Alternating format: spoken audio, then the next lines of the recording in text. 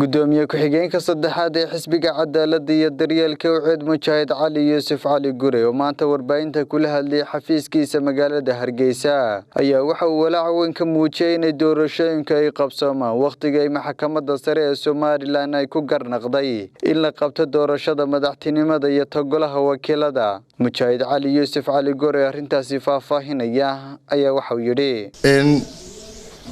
أنا دسوق قارسيو موقف كرسمي حسبي قاعد كوة جهن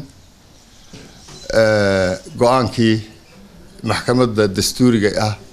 كصوب حي شرعي سيدي وقدوميها وعدبا شيء قان كاوان وكو قصبنا هاي إن أنه قانسنو أي محكمة الدستوري صارت hase ahaatee taa macnaheedu maaha inaanu ku kalsoonahay in waqtiga ay mudaysay maxkamadda dastuuriga ahi ay ku qabsoomayso doorashadu haddii aan la helin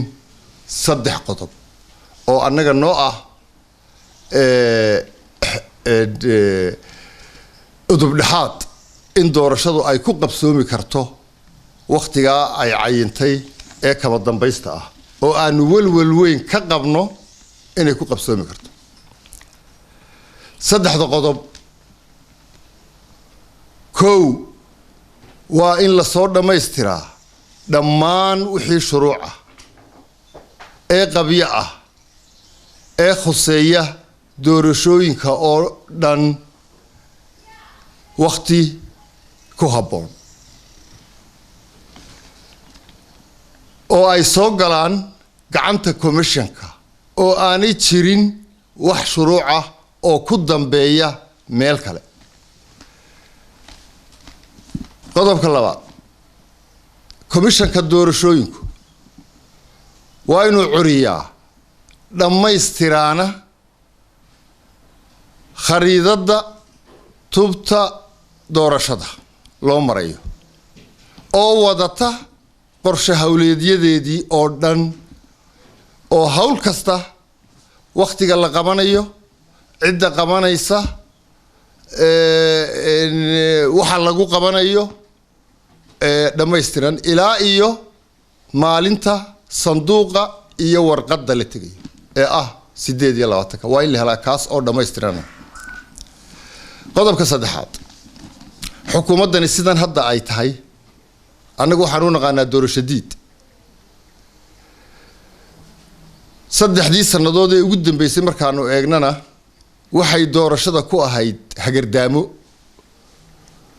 fursad wal oo ay doorasho ku qabsoomi karaysayna iyada ayaa mas'uul ka ahayd inay disho